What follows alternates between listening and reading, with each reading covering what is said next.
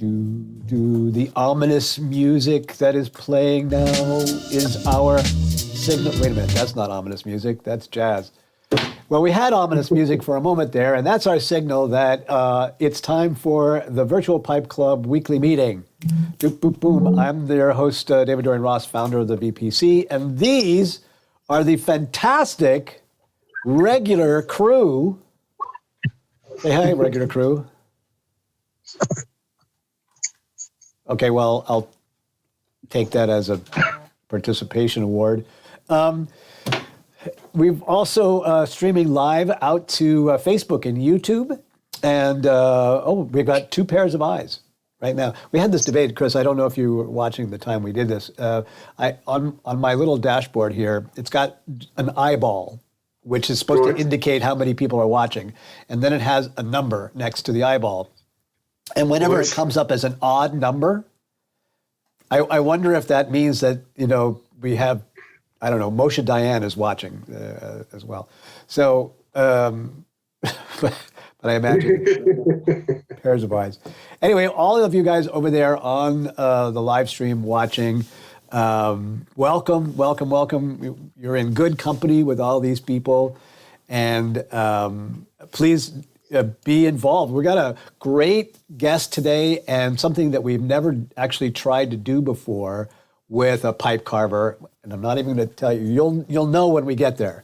But hang loose and please be a part of the whole conversation. Stratman's over there and says, am I here alone right now? No, there are at least 5 other eyeballs, Strat. So they'll be joining you there. If you have been watching or here in the Zoom room with all the rest of these guys, you'll know that our weekly ritual is that we wander around the group here, sharing what we're smoking and what we're smoking it in. Mike Glukler, I saw you come in. There you are. So we're also joined by another celeb in the house today. And speaking of great backgrounds, Mike, is that your real room there, or is that another? That's your. Dang. Yeah, this is my home office.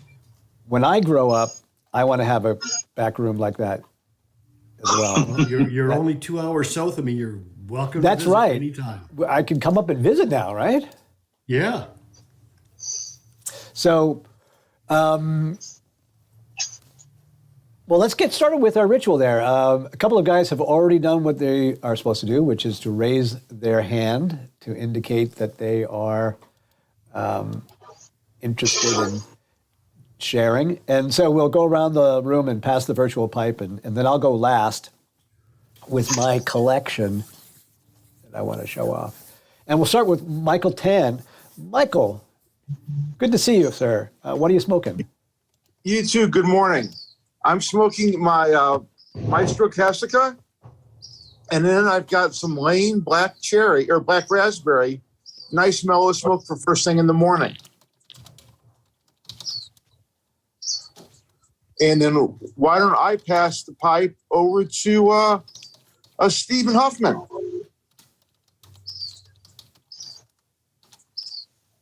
Hey, thanks. Good morning, everyone.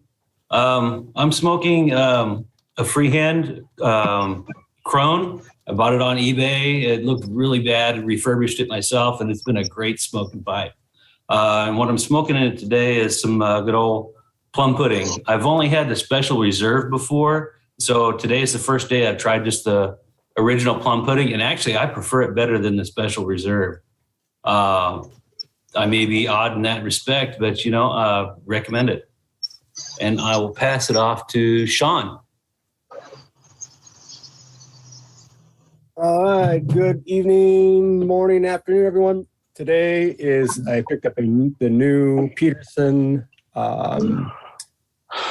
B42. I did not expect this to be a pipe of this size, but I love the spigot. And in there, I'm breaking it in with some Goworth and Hogarth Burley and Bright. And let's see, who do we got there? Alvin Miller, sir. Take it away. Thank you, Sean. Thank you very much. And hello, everyone. Hope everyone's doing well. I am smoking my Chris Kelly Eldritch Strawberry, my Sandblast Strawberry. Great smoking pipe, Chris. Very good. And then I'm trying out a mixture that he and Ken Byron must have collaborated on, called that he graciously sent me. What is it called? Holly Jolly Goblin, and it's an English type mixture, rather an interesting one. And so far so good. I'm enjoying it. Thank you for sending me that, Chris. That was a nice gesture. And let's see. I will pass it on to. Hey, let's see, Bud. How about you taking it on? Thanks, Alvin. Today I'm smoking some Ken Byron Venture, also a Plateau Bling. And I'm smoking in last year's club pipe. And I was looking at my jars the other day, and I found a few of them, and they're kind of like this, where they're almost like maybe a couple of bowls left or something. So I gathered all those together, and so that's what I'm going to be smoking for the rest of the week, is finish off the jars and then determine whether or not I want to reorder or not, kind of thing. So, and I'll pass the pipe on to Kent. Thank you, Bud. Welcome, everyone. Good to see you from wherever and whenever you are in your time zone in the world. I'm making it a Savinelli Saturday today, starting off with my 606 KS Oscar Lucite and that beautiful shimmering stem. And when and if I get done with that huge bowl, and I have Black Kathy in both of these bowls, I'll finish off with the Dry System 3620, a nice little system pipe with a Savinelli twist on it. And with that, I will pass it on to Perry. Perry, you're on. Thanks, Kent. Must be a KBV day today. I'm smoking Plague Bringer, another one of his heavy Latakia blends. I don't have a label for it, but and I'll be smoking that. And first, an Eldritch Bulldog. You guys can see this. Oh, wow. Oh my goodness, I haven't seen that for ages. It's an older one, isn't it? And then follow that in a Dunhill Bruyere. And with that, I'll pass it on to Chris Plumridge.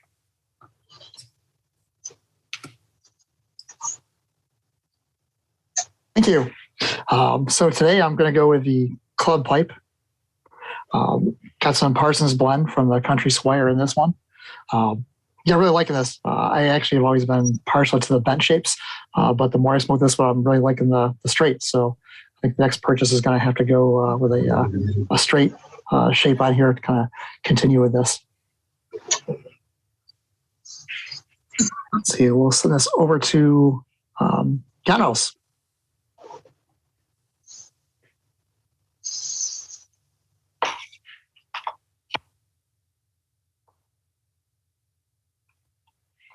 Me?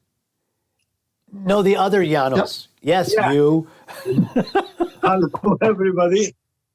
I spoke tonight one of my creation with HH Vindish Ladagda McBarren, and I go to my friend Dave. Thanks, Janos. Dave from Canada. Hey, everybody. Just starting the day off with a Peterson Sherlock rusticated Squire and with my favorite Orlick Golden Sliced. And well, after that, thanks to Mr. Janos, I'll smoke my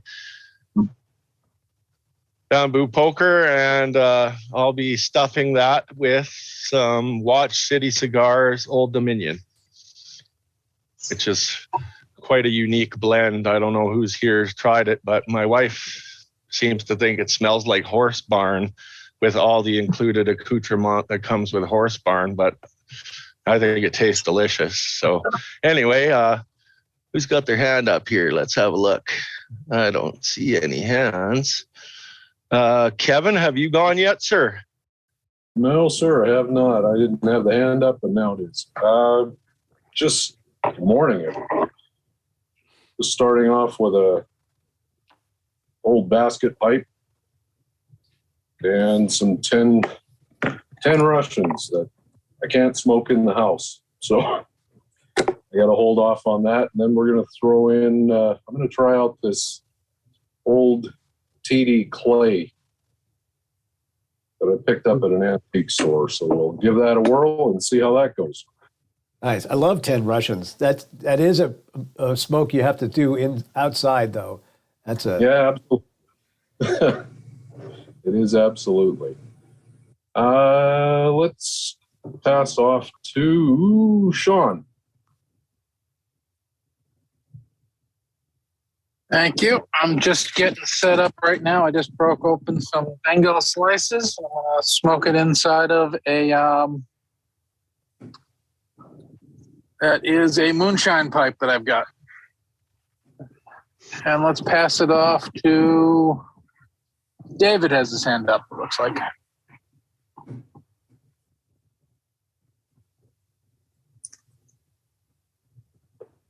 Hello, everybody.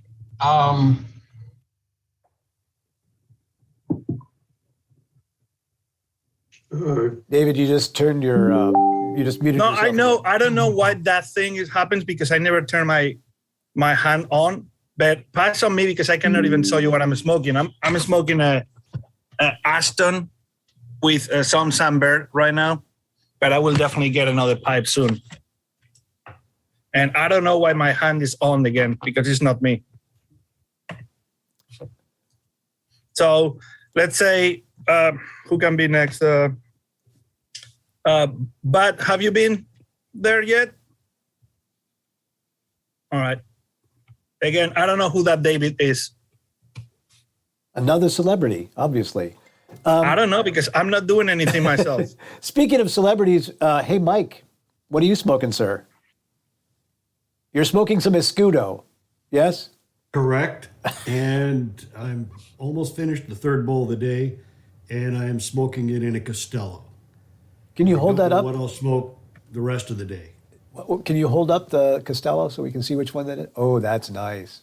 It's a 1982 Costello Great Line. Look at that straight grain there. That's beautiful. Thank you. And we'll pass the plate to Dennis.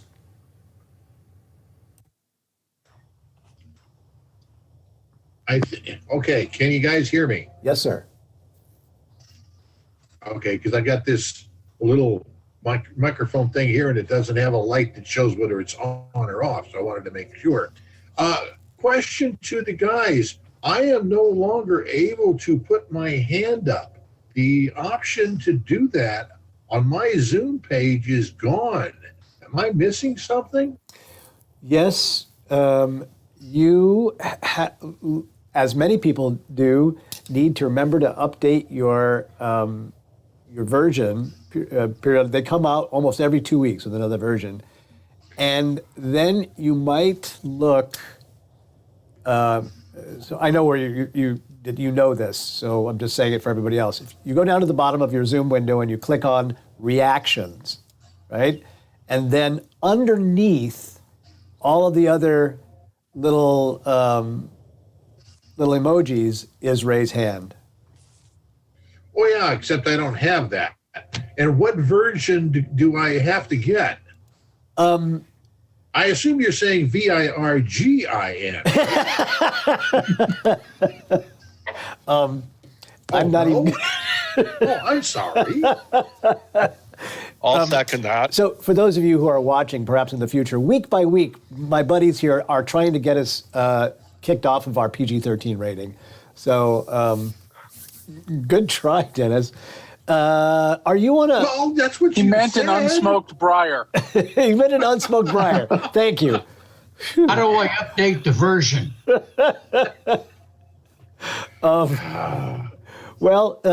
What can I say? I know. Dennis, are you on Anyway, are you on a mobile? Are you on a tablet or something? Yeah, I'm on a tablet. That's why I'm coming in a little lousy. It's cold out here, so I'm not in my usual quarters, and I'm also not smoking as a result. In another couple weeks, when things start getting better in March, I might be able to be out and join you guys more often. What can I say? Awesome. Okay, Anywho, now I understand. So I am smoking nothing at this point. Let's see, who's up? Chris Plumridge, have you announced yourself yet? Is there another Chris? Oh, already went. Me? Oh, Chris. Okay. See, because I don't see hands up. I got to update mine, obviously. Yeah. So, well, Fred's sitting back there, sort of incognito. Fred, what are you smoking there, brother? I'm sitting inside, so I'm not smoking anything today. Yesterday, I had one of my Cobs and HH Acadian Perique, which was very good. I have to give out a shout out to David Martinez. He and I met at the St. Louis Pipe Show last week, had a great time, got a lot of great information from him, just a super visit and a super pipe show. So maybe Dennis, if Dennis hasn't gone yet. Dennis is in the same spot as you are, sitting inside and waiting patiently for an opportunity to go out and smoke. But Perry, did you go yet?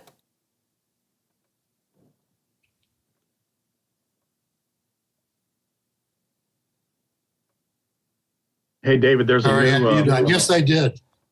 There's a new pipe smoker, Josh from San Diego, who's come on. You might want to introduce himself. Josh. So I think you get the gist, right?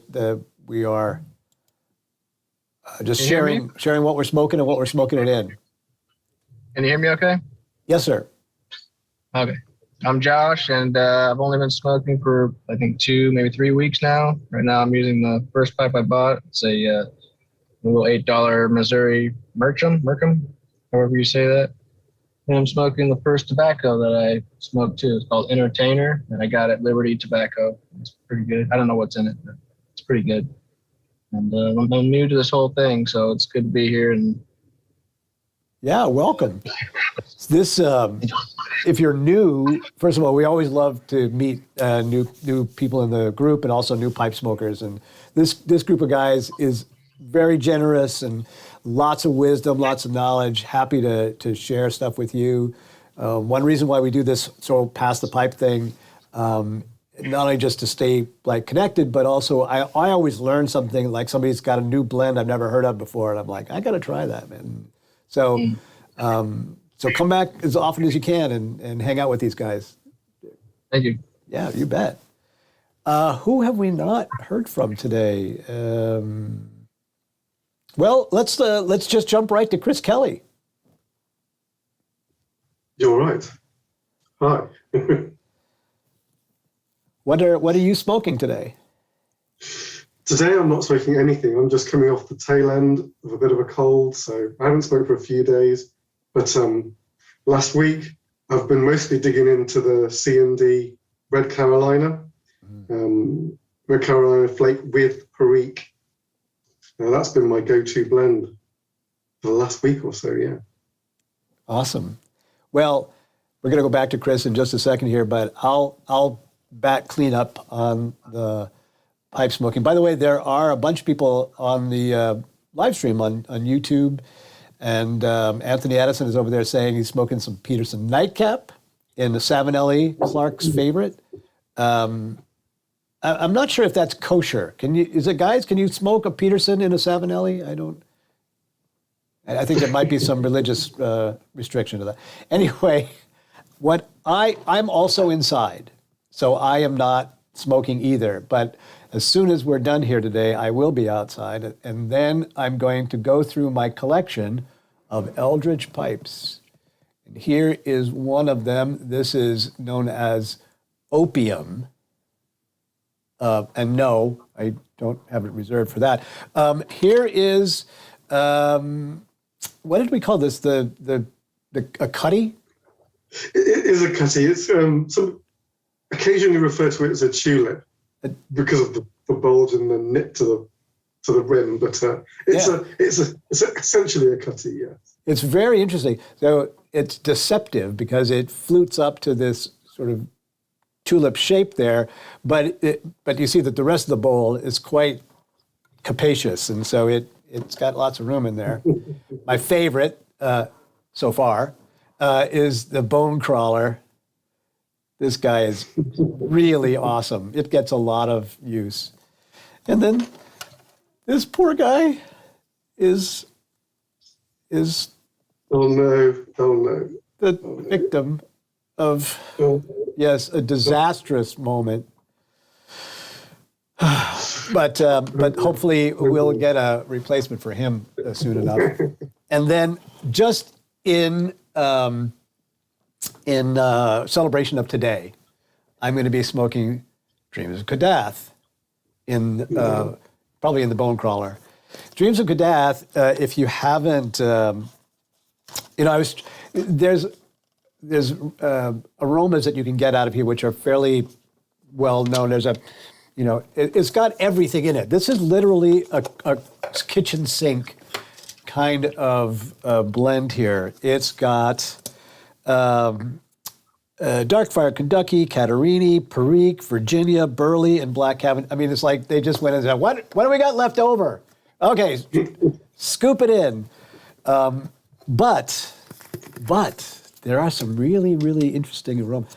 A little bit of coffee, a little bit of maybe like leftover espresso overnight. And then I was going to say licorice, but I think we'll call it absinthe. Okay. Bit of that aroma. So that's what I'm looking forward to. Well, here's what we've got planned.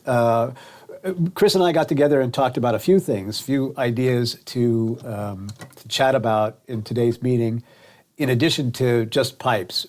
But to start with,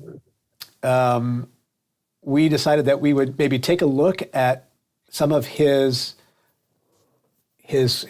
gallery of pipes and see if we could get him to make some commentary on the pipes in that gallery and in those wonderful pictures. And then that's a great opportunity for you guys to ask questions, and we can just kind of go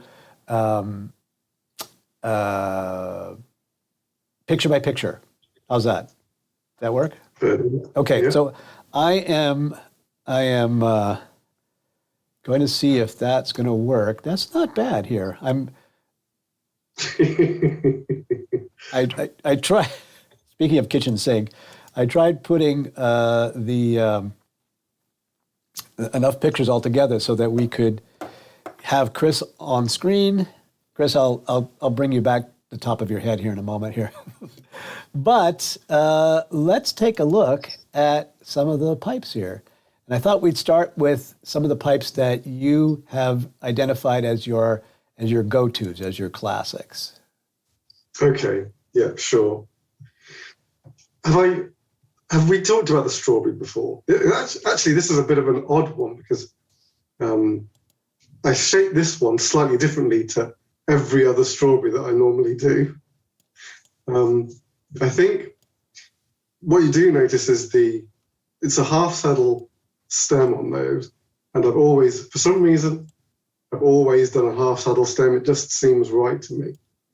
But have we talked about the strawberry before? Well, it doesn't actually matter because it's been so long since we had you on. You might as well go back to chatting about it. The sort of jumping off point from this one was a direct inspiration from another pipe maker, Chris Asteru. Makes amazing strawberries. They're quite different to mine, but I kept seeing them. They kept popping up on my Facebook feed, these awesome strawberries that he made. And I thought, I've got to delve in on that shape because it's something quite different. You don't see it very often, but it's got this sort of lithe sort of sweep going through it. And I thought I could just do something with it.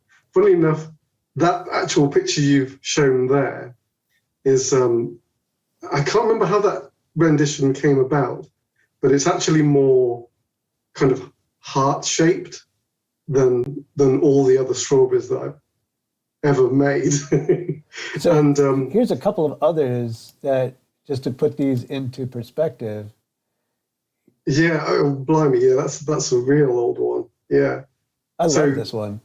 Yeah, that was a commission, and I think it says strawberry on it. And obviously, when I made that, I was thinking strawberry, but it's actually come out. Looking back at it, I would now call that an acorn because it doesn't really look like how I do strawberries now at all. In fact, what I now do as a strawberry, I used to call a fat strawberry. So I've kind of shifted how I think about those shapes. And then that one is, I would definitely call that an acorn now rather than a strawberry. So going back to your inspiration with Chris Asterio, I wish I had a picture of that now, but what were you trying to capture from his version? I wasn't really trying to replicate his, but I hadn't seen anybody else do that shape. And the idea of this kind of bulbous bowl with this kind of slimline shank. So they almost exist in two parts in a way. A lot of pipes, the thing is, say the opposite would almost be something like a horn, where the shank and bowl flow together. Mm-hmm. In the strawberry, the shank and the bowl are almost two distinct elements. And that was something that I had not done at that point. And so I think that's what really attracted to me to it. His version does a really clever thing where the line of the bottom line of the shank kind of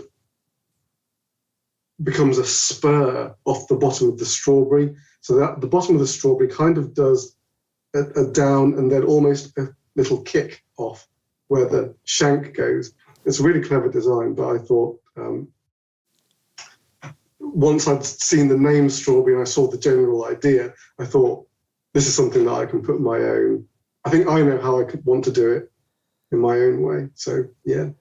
But now you make quite a lot of them. Are they all because of commissions, or do you just favor making that shape? It kind of depends. It's a really popular shape to commission, but funnily enough, if I haven't made one in a couple of weeks, I'll make one anyway. Kind of because I just really enjoy making them, and partly to keep my eye in as well. So a shape that you make a lot, you do need to keep consistent to some extent. I mean, I'm not an absolute demon for like measurements and that kind of thing. I'm not that, don't have that kind of like scientific rigor in reproducing pipes, but I do like to make them. Someone's commissioned a strawberry because they've seen a strawberry, and to some extent, you have to make sure that they are going to get what they have seen before. Gotcha. So, a certain amount of consistency is required. Yeah, so I'll make them anyway. Well, speaking of horns, so here's a series of this. I've got to get one of these, by the way. So here are a number of different versions, or maybe I'll get this. I don't know. I can't decide. Okay, let's go back. So tell us about the horn. Now, the horn, that version of a horn, as far as I knew, came from my own head. But since I have seen a similar form from Stephen Downey, and who knows, maybe it's a shape that a number of people have made, but I haven't seen. But the idea of that was really, it was a little bit functional and a little bit stylistic. So the functional part was normally in horns, the bowl winds up facing away from you, so facing forward, and you can't actually see when you're lighting. You have to get rather practiced. You just have to live with the fact you're going to burn the rim of your bowl. And I thought, is there a more practical way to do that? So the idea of this horizontal rim came in. And then just from that idea, I'd seen Viking drinking horns. I thought, well, that's the perfect flow to copy, just this sort of almost cow horn type shape. So, but then with a cut-off rim. So yeah, that's where that one came from. And then things like the lobster horn was just, okay, I'd made, this is quite a popular shape as well. So I made a lot of them, and then it was like, what can I do? Because I want to be able to take this shape in a number of directions. And the lobster was, I think, is probably the biggest, it's probably the biggest variant, the strangest variant of a horn that I've done, apart from the reanimated Viking horn, which is the resin fusion version of that. I don't know if you picked up a picture of that, but it's the one where it's wood for the bowl, then resin bonded on for the mid part. I can't recall whether I got one of those with the resin. If not, we'll have to, while we're talking, grab one of those, because you don't want to miss this, guys, if you haven't seen his resin briar composites. They're pretty amazing. It was, and the horn was one of the few shapes where I thought there's enough body there that I can take the wood out and put the resin in, and it'll work. And yeah, I've made two of those now, I think. One with the blue resin and one with the green. But yeah. It's a beautiful shape. I love the as you say, the sweep of it. It seems I have a couple of horns in my collection, but these seem a lot more logical. Is that the word I want to use? In terms of shape. Practical. There we go.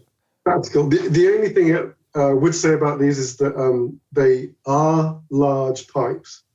There's nothing. I know sometimes it is difficult to tell from a picture what exactly you're getting, but the horn is a large pipe, and yeah, people have to be ready for that. It's a substantial piece of wood. Nice. Not a clencher, I don't think. Yeah. Now, speaking of the opposite end of that substantial spectrum, I was thinking of this the other day. That I wondered whether I kind of get torn in two directions.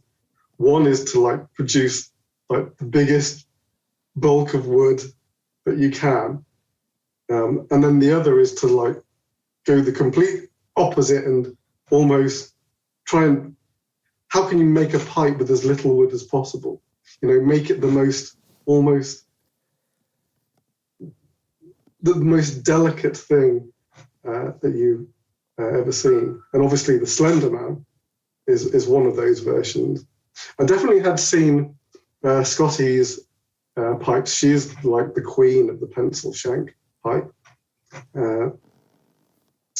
She often does them in classic shapes, though. So you'll see princes, and I think it was even billiards and Dublins, all that kind of thing. And I wanted to do this kind of, can you say free form? And this kind of natural looking thing. So I think every Slender Man has been a plateau rim on purpose. I'm not even sure if it would look very good if it didn't. It's kind of part of the aesthetic, I think. And then I've only been limited. I wanted to make some really long ones, but I'm kind of limited by my lathe. In fact, that one there gave me trouble. That is the longest Slenderman I've made. That's my one, although I don't smoke it anymore because I made the mistake of making that one with a brass tube down the shank rather than a carbon fiber rod, which is what I did for every other one, and it made the tobacco taste a bit funny. But I made that shank too long for my lathe, so when I came to drill the tobacco chamber, all of a sudden I couldn't do it. I actually had to drill that tobacco chamber by hand, which was hair-raising because I had not done it before. Yeah. Could you just make the mouthpiece longer? What do you mean? So rather than making the shank longer, make the mouthpiece longer. Make the mouthpiece longer, yeah. Yeah, can do that. I haven't done it that way yet, but it's definitely a possibility for church warden style Slender. Ish, yeah, on that way. So one of the things that I notice a lot is your posture and how you clench your pipe. Right, so everybody's got their own sort of style about this, but there's something quite comfortable in the way that you do that, and I think it's embraced a little bit by this downward curve that you have on there, and it's sort of, I like the longer look of your Slenderman there, and so I was thinking that's really awesome. I wanted to bring out the Slenderman because when I think of Chris Kelly Eldritch Pipes, this is like the poster boy of this and the Dr. Silence pipes. But would you say this is meant to be your signature? That's an interesting question. Yeah, I mean, if you look down my commission sheet, you would see reading pipe, strawberry, Slenderman, Viking horn. There's lots of those. People have seen those and they like those aesthetics.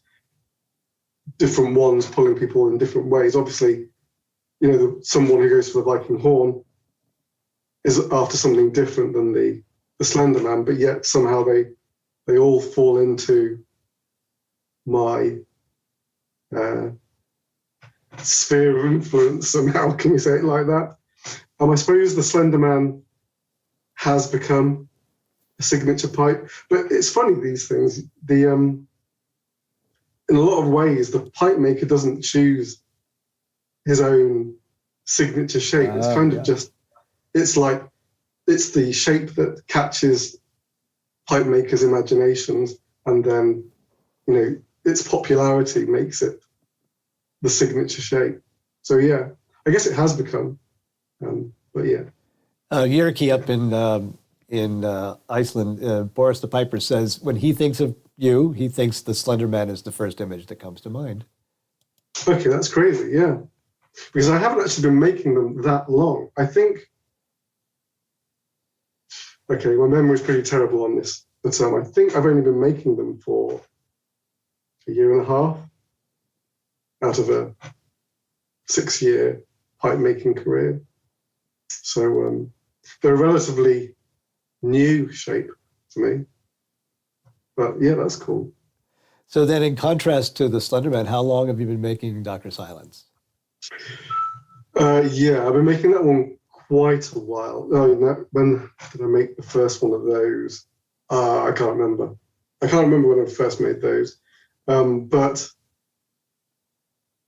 it was that the Dr. Silence was the first, I suppose, iteration of wanting that long, elegant shape. I think it was because I'd seen a photograph of Christian Wolfsteiner, who I nearly talk about every time I'm talking about pipes. But there was an exquisite photograph of him at a pipe show with this just infeasibly long pipe. And it must have been light as hell because it was straight, but it was just like sticking out like that, and he was just clenching it, no problem. And I think that's when the fascination with this sort of like idea of a long, elegant, I want to say refined look, which was kind of different to what everything else I've been making at the time. I think I've been making a lot of cultist pipes and horns, and I think authors were a big pipe I was making, 3-4 years ago. So I was making big, heavy, substantial pipes, and the Dr. Silence was like that first move into doing something more restrained and more elegant than I'd done before. Yeah. Do you want to say something about the Three Rivers? Is this something different? That was a specific commission by the chap who wrote that book. Okay. Whose name I can't read. I kill myself for not being able to remember people's names, but I don't have a memory for it. But sorry? Stephen. Right. Three Rivers Pipe, is that who you're talking about? Yeah, that's right. Yeah. And he specifically wanted a smooth with tortoise shell, so like super classic in my book. I think at the point I had started doing those pipes, I very rarely made a brown pipe. In fact, I think it was nearly a promise I'd made to myself to make pipes in every color except brown. I love brown, various browns now, but it wasn't what I was doing a lot of at the time. And so for Stephen, I went, okay, let's see if we can go down this road. I actually really liked it. The tortoise shell acrylic is not something that I use very often, but it works so well. That's just immaculate color combination. Yeah, it does work really well. And in fact, I've had commissions just to copy that pipe, which is not easy in the sense of tortoise shell acrylic is not something that I have in stock much. So when a commission comes in, it's like, okay, well, I have to go and order some tortoise shell acrylic, which comes from Germany, in fact.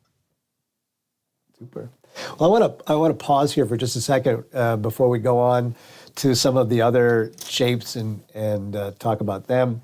Have some questions that are already popping up on the live stream on Facebook and YouTube. And then, of course, I'm going to throw it open to all the fellows here in the Zoom room to ask their questions. I know, because I can read minds, just so that you know, I can hear the questions that you have for Chris. So, but before we do all that, I have to do a shameless plug. If you're watching over there on the live stream, if you're watching on Facebook and you haven't become a member of the Virtual Pipe Club on the VPC Facebook page, please go do that.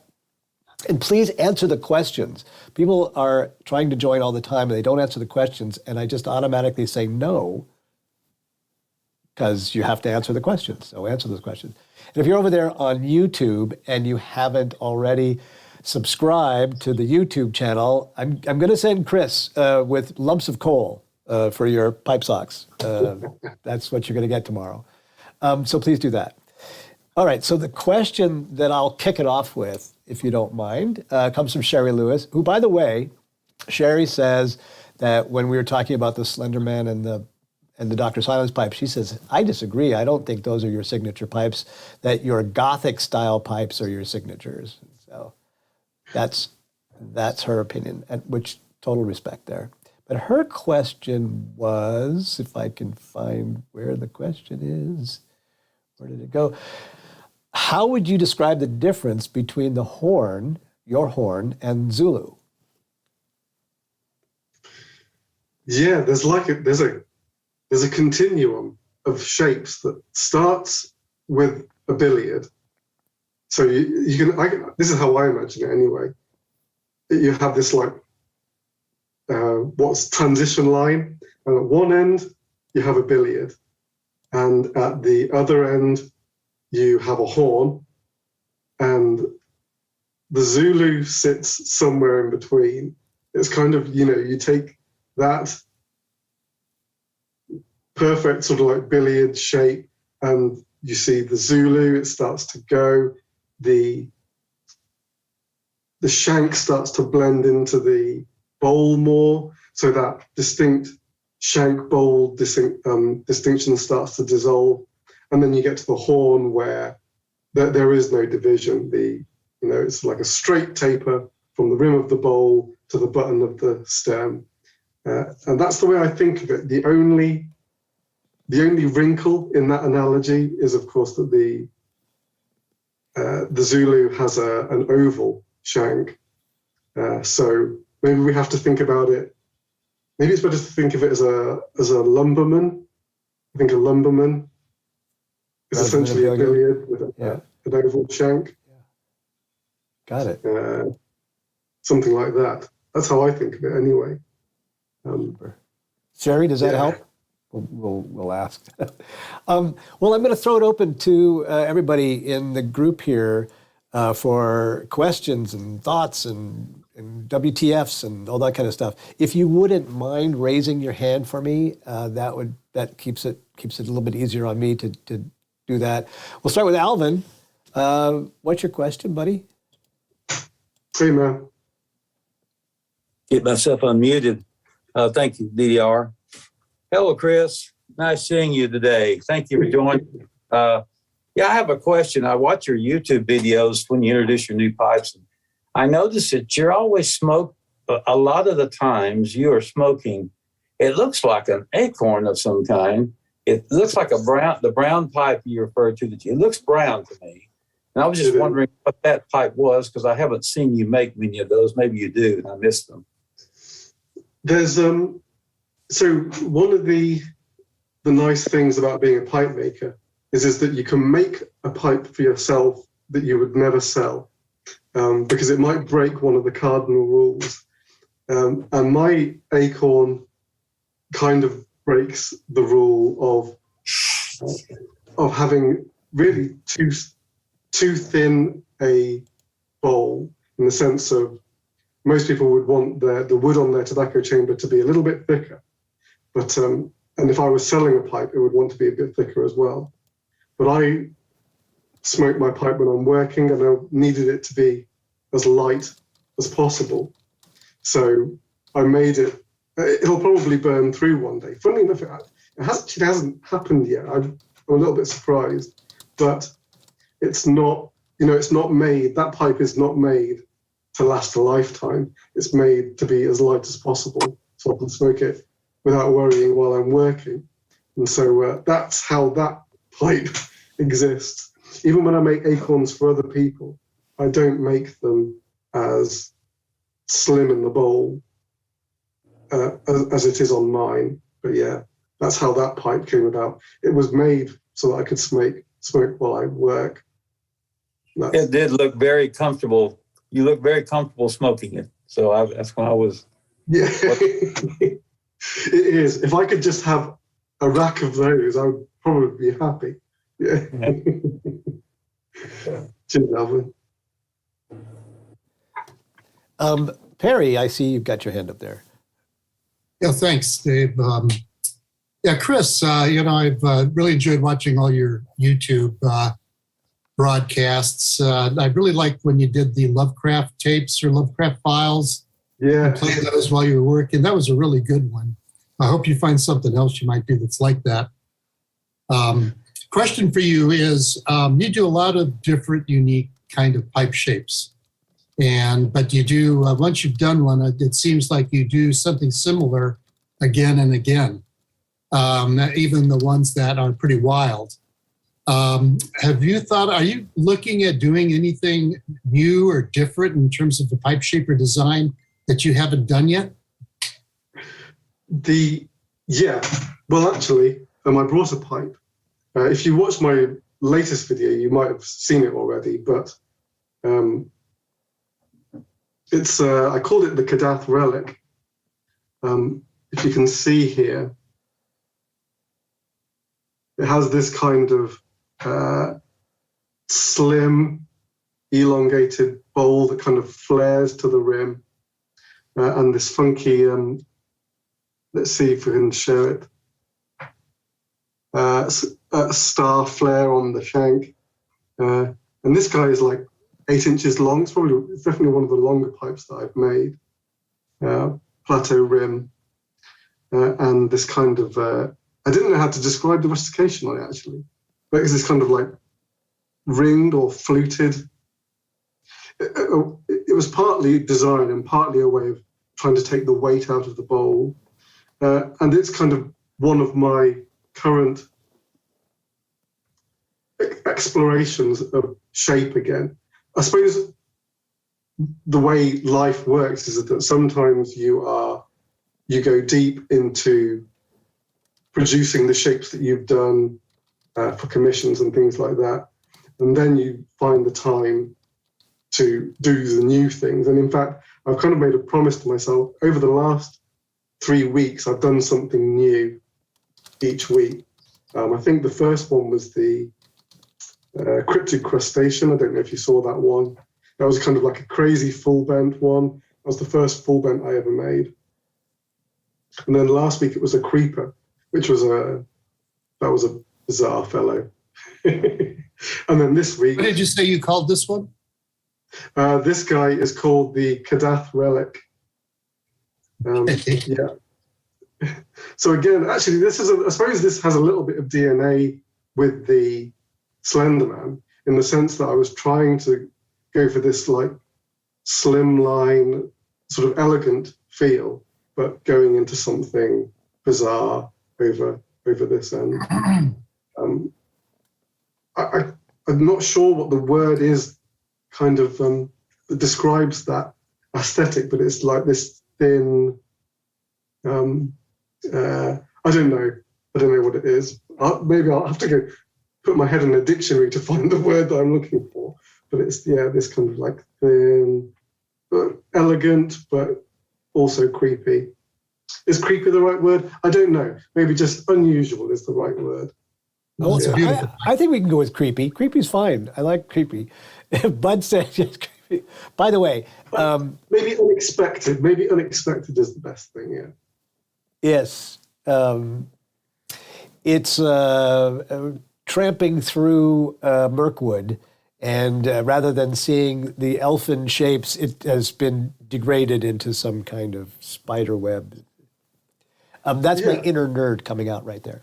I wanted to say, since you have shown the Kadath relic, how utterly excited I was when I saw your video and I was seeing what this is like. It's a new shape. It's sort of a slightly new direction. And I make a confession to everybody who's watching. Like every week I watch Chris's Pipes of the Week, and I watch for what's available. And then I feel guilty because, so often I like jump on them and want to order one. So I specifically did not order this pipe so that I would give other people a chance at some of his really terrific pipes. But if you don't buy it by the end of the week, I'm buying that dum-da-dum-dum. I'm putting you on notice. So there you go. So Chris, hold that up one more time, just so that everybody can really get a gander at that. Would you please? I did try and get a lamp in here to kind of show some light on it. Is this the best way around to hold it? Maybe that's the best way around to hold it.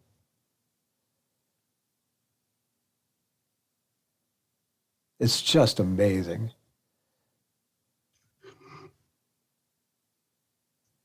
I think so amazing. I think one of the things that I have realized that it's like, do you know when you read a book and the author tells you a story or finishes the story in a way that satisfies you but surprised you at the same time? And I think it's that I've come to realize that it's that element of surprising some people, showing something that they haven't seen before, that is really valuable. I don't know how to put it better than that, but I've definitely noticed that the more I have let the reins go on my imagination, the better response I've actually been having, which is really weird because when I first started, it was the opposite way around. I would get better responses from sort of like more standard shapes because, I like standard shapes as well. I like princes and authors and that kind of thing. And then when I would go off left field into my imagination, people would not know what to make of it. But now I suddenly find myself in a situation where people are enjoying it. So that's a grand thing. And you didn't even have to cut off an ear. So I did not. Yeah. No, that's true. David Johnson has been really patient. Hey, David. Wow, I'm back. There you are. I had to do a full uninstall and reinstall to get to the newest version. So, and to make matters worse, I was about to send you a real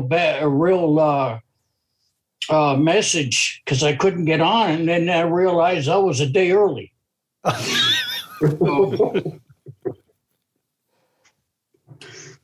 Anyway, that is a gorgeous pipe. I often try to find out where you get your inspiration from. This is my newest pipe right here. If anybody can see that. Yeah. Meerschaum. Somebody had to get some inspiration to make this. Look at the scroll work and all that. Okay. So to make that one that you got, okay, the fluting all the way around. And then, it reminds me of a star-nosed mole, it's a burst. It goes everywhere, it's gorgeous. Don't take me wrong. It's gorgeous. It really is. Thank you.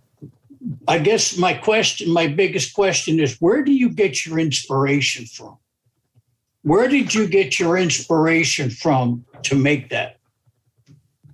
Do you know, I'm going to dip a bit into storytelling, but do you know H.P. Lovecraft, who is an author who has influenced me a lot, but when he talked about story writing, he was a little bit different to other story writers in that he didn't write stories to tell a tale, to tell a narrative, that started and had a middle and had an end. He wrote stories to create an atmosphere. And so quite often his stories don't really have a good ending, or they have a very abrupt ending tacked onto the end. But the whole point is to create an atmosphere. And I think I go to that same place to make those kinds of pipes. It's about trying to do something a little otherworldly. And you can't necessarily put it into words, but you're just trying to create an aesthetic rather than a particular design, if you know what I mean. It's not like I would draw something and then try and do that. I start carving and it comes out that way. And then when it's finished, I judge whether I've done what I intended to do or not. But sometimes I do, sometimes I don't. Like this particular one, I was very pleased with how it turned out. It had that kind of taut feel that I was looking for. But I suppose when I'm thinking, I think the biggest sort of touchstones would be aquatic life and mushroom fungus life, because they exist in other worlds than we live in. And so there are touchstones for things that are different to us. And so that's where these ideas, I suppose, mainly come from. That's the kind of thing they evoke. I suppose if I were to give you a better definition rather than a star-nosed mole, I probably should have said a quasar. Because it's like an exploding star.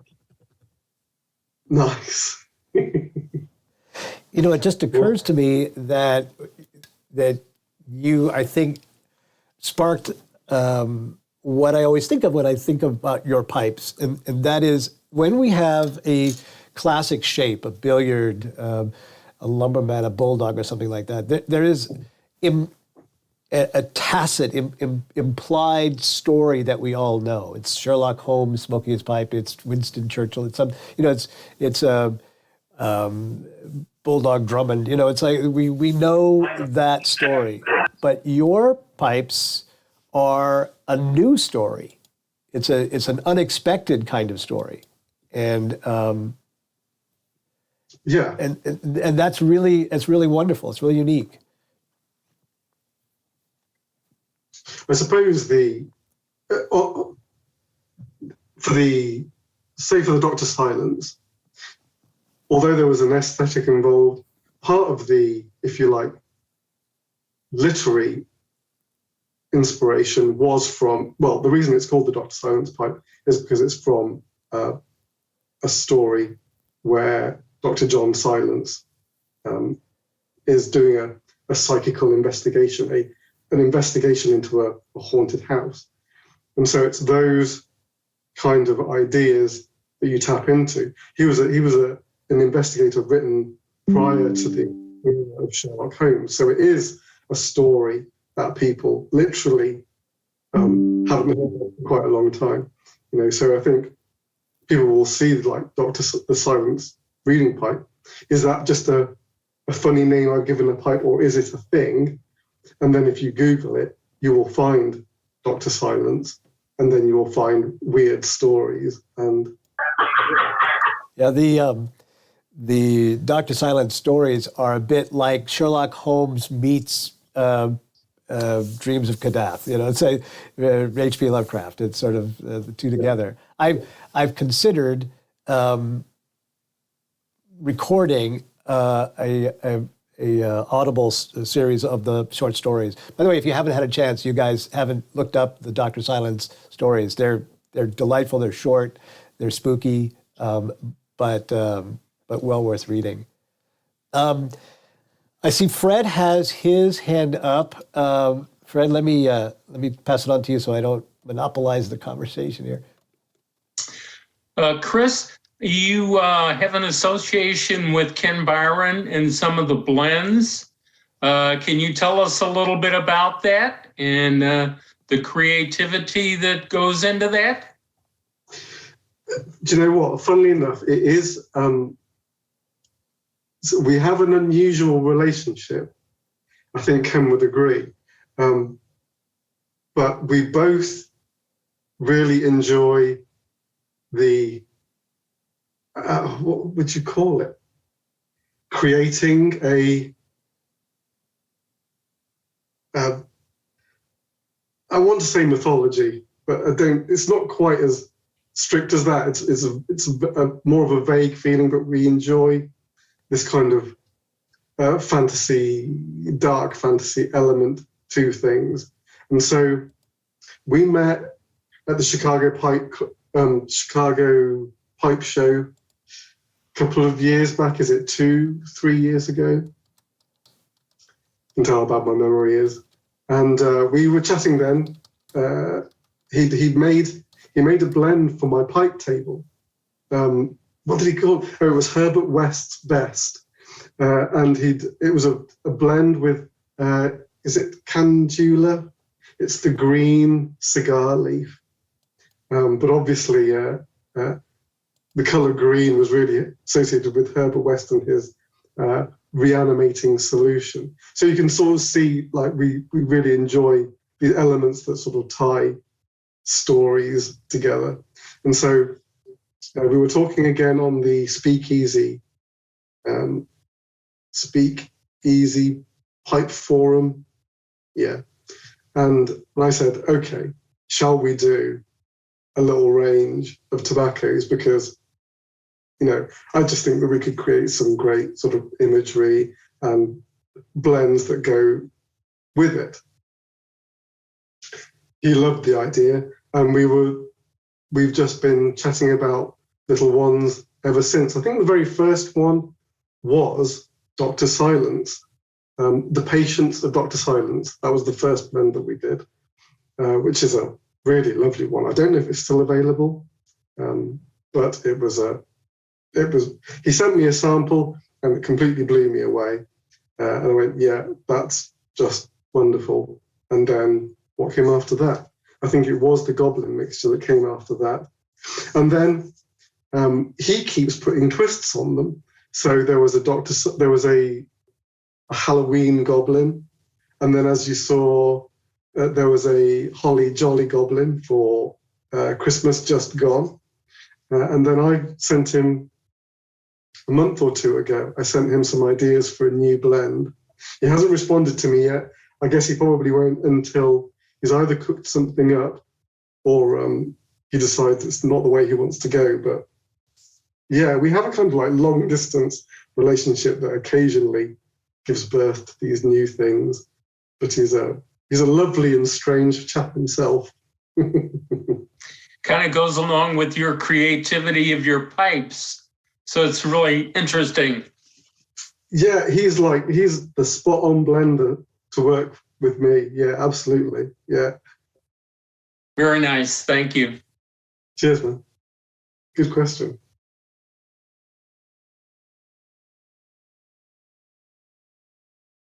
We're locked in. Was my screen frozen?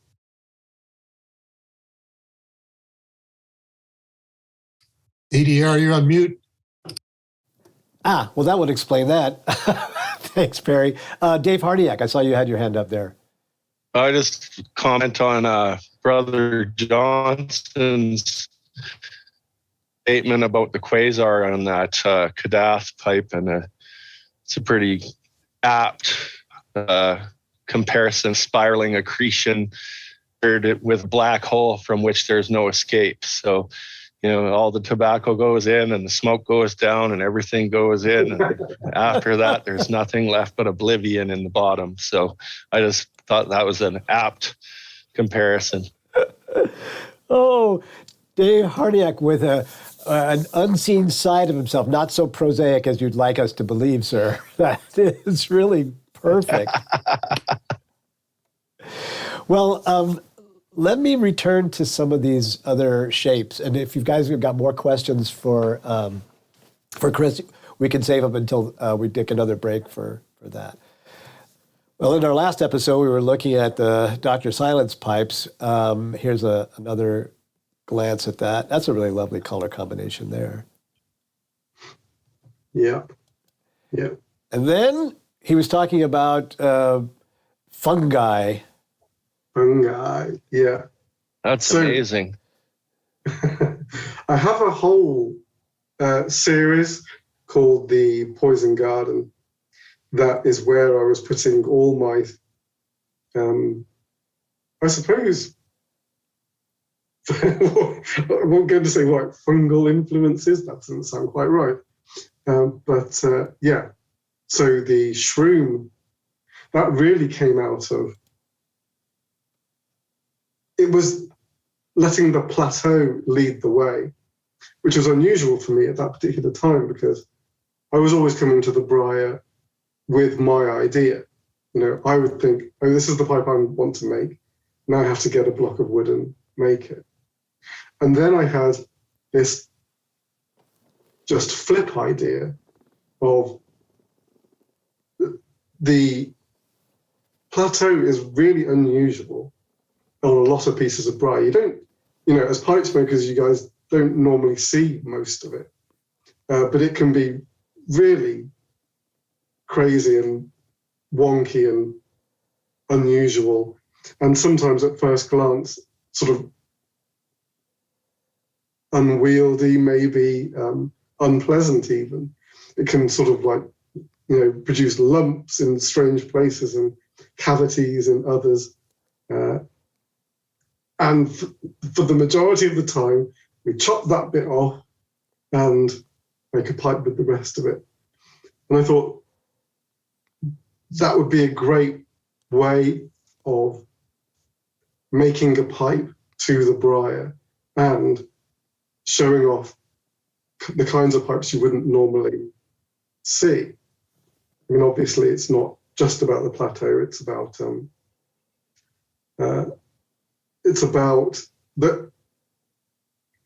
creating pipes that can't be made just by turning. You have to get in there with carving tools, because there'll be huge overhangs on the bowl. There'll be bits that overhang on the shank, and there's no way of turning them. No way I could turn them anyway. So they're shapes that you have to get in and carve. You can't even get in there with like shaping discs. You've got to get in there with carving tools and risk your life when you're carving through a piece of briar to get from one side to the other. So you had all those fins, and you've got to go through. You really are risking your fingers, because once you've got a carving burr in between two pieces of wood, like the two sides, it really wants to catch on both and kind of whip the tool out of your hand and probably break it as well, and possibly even break the piece of briar. And it's quite an exciting way of making a pipe. But it just means each one is completely unique. And that's what I really loved about those shroom pipes. And I haven't made one in a while, and someone reminded me of it the other day when I was put up a challenge on my last video and got some good responses. And someone reminded me that I haven't made a shroom in quite some time. So it is now firmly on my list to do in the next couple of weeks. Here's another one. Other iterations of the shroom family. Yes. I think I'll go back to... Bud's got his hand up. Bud, what's your question? I was just thinking, Chris, that you kind of had a Chris Burton type of vibe to some of your pipes too. I don't know if you'd. I think that's what it is. Not Chris. Tom Burton, I think it is, right? Yes, Tim Burton. Yes. Tim. That's sorry. Yeah, he's got that Nightmare at Christmas, that kind of that's thing. That's Tim Burton's other brother, the pipe guy. So. Yeah. I wonder if, definitely, one idea would be pipes that Tim Burton characters might smoke. Like Skellington from Nightmare Before Christmas. That could be quite interesting. Yeah. David, you were asking about where Chris gets his inspirations. You just saw it. Did you see that? That thing happening in his head right there? That's how it comes to. Well, speaking of pipes that Tom Skellington might smoke, I think this one is a possibility there. A little bit longer and a little bit more skeleton-like. Yeah, I saw that. I saw the wheels kind of clicking around in your head there. Yeah, I mean, actually, I would say a good number of ideas come from what would a pipe look like if that person smoked a pipe. And that can be a really good kick for the imagination. Like Lovecraft didn't smoke, but what if he did? There are characters in his stories. There's a sea captain, Obed Marsh, who did made strange deals with aquatic beasts. He didn't smoke that I know of, but what if he did? What would that pipe look like? And that's a really good way of creating these sort of starting points for a pipe. Yeah. I tried to pick a couple of rather than go through the entire gallery, just a couple of representatives of some of the more unusual shapes. So tell us about this one. Yeah. So I really cut my teeth, I guess, on pipe making by making studded pipes. I had basically an era of making studded pipes. And it started because that was the pipe that I wanted. And so it led down a path. And then one of the questions is, how many spikes can you fit on a pipe? And this was the attempt to answer that question. It was quite a heavy pipe, as I recall. And just getting the spikes on there took, I must have worn the fingerprints off my fingers. Sort of, there's little grub screws for each one, and you have to sort of hand drill the hole, and then you have to hand the hole as well.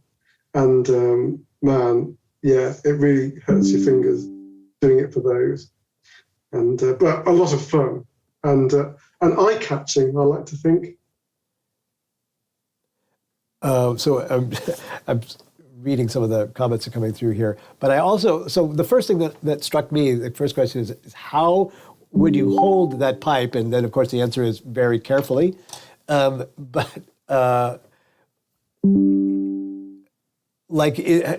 you blunt the spikes at all? I mean, the spikes, except for the top rim with the longer ones, those are a little bit sharp. But the other ones, they're not sharp. You could just hold it; it's fine. There's a slight radius on them, and it's no issue. It's the bark is worse than the bite. Stratman says, "I would love to see a Hulk fist pipe." But then Strat, the second half of your question is, it says, or I'd settle for a Tom Selleck mustache pipe if the Hulk is impossible. Right, that's not me. There are pipe makers I could point you to for that. Interesting. Here's another shot of the grinder there. Okay, here we go. Now, this is what Sherry was referring to by your more Gothic pipes. Yeah, the cultist pipes. Yeah. Okay. So there's lots of, we call them, cults and fringe religious groups in Lovecraft's work. And so for the cultist pipes, I really just took inspiration from all of those guys. They often turn out, these groups, to be worshipping more or less the same god, but in different unpleasant forms. This one, the group is formed around Hastur, the king in yellow. And so these guys are the brothers of the yellow sign, who's most closely akin to madness. That's what reading anything to do with the king in yellow does. It just causes you to go insane. And so the look of that pipe was really, once you've got the king in yellow, a golden crown is what you need. So that was the whole inspiration for that pipe. Just a golden crown. And I think the others, so there's the cult of the bloody tongue. Then there's the esoteric order of Dagon, which is the Innsmouth cult, and that has an aquatic theme. But yeah, so that gave me loads of room to just go imagining. In fact, I just made one of those this weekend. When we were talking about the horn, you mentioned that it's hard to tell the dimensions and the heft of a pipe from a picture. How hefty is the cultist pipe? Not just like pretty much like a normal billiard. It's just like, that's pretty standard size, that fellow. The bowl is just slightly bigger to allow for carving into, but yeah, that's a standard pipe. It's not a beast or a dinky thing. It's just pretty normal. I think it's just like 6.5 inches long and like a 2-inch bowl, maybe something like that. So pretty normal. Got it. Now here is one. Again, I picked this because they're unusual, but I have this one, and tell us about this one. What can I tell you about it? I made the first one. That's actually the second one I made, and yours is the third one. The first one I made many moons ago, and then I made it. I can't remember if I sold it. I don't even think I sold it. And it didn't catch on at all. It was one of those shapes. I was again going for like lead in, and how much wood can you remove from a pipe and still have a pipe? It's quite a light thing. It's mostly a thin stem, and the contour of the outside of the bowl pretty well follows the contour of the tobacco chamber. But then there was a chap called Tim who quite recently, in the last year or two, was going through the gallery, lasered in on that fellow and said, hey, I have that one. And I was actually quite pleased, and I thought, I've taken down the original picture because it was an older pipe.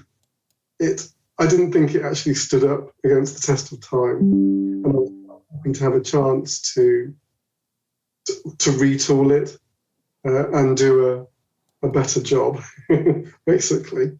And so so this is now the version that I like to make. And so it's just about being slender, elegant, and it really is an elegant shape here. Chris, this is the one, wasn't it, that you wrote me and said, I hope you don't mind if we don't go with a blast or rustication because the grain out here is just so wonderful. I think. Yes, that was right. Yeah. I'm not sure what I would have done if you'd said no. I might have had to have made you another pipe. And the red just really complements it well. Yeah. It's a good pipe, that one. So just the comment I wanted to make on here. So it's super, super lightweight, right? As Chris was saying, how much can you take off and still have a pipe? It's solid. It's not going to fall apart in your hands, but like there's nothing there in terms of weight. So I like it for that reason. Yet I'm torn because although the bowl is a bit deeper, it's narrow, and so I smoke too fast. I guess that's the answer. But I love that pipe. Cool. Yeah. I can tell you smoked it as well. All right, here's the other one that I have in my collection. I'll just let you take off on this one. I forget where the inspiration for this one came. That's got me thinking. I don't actually recall how I came to that idea.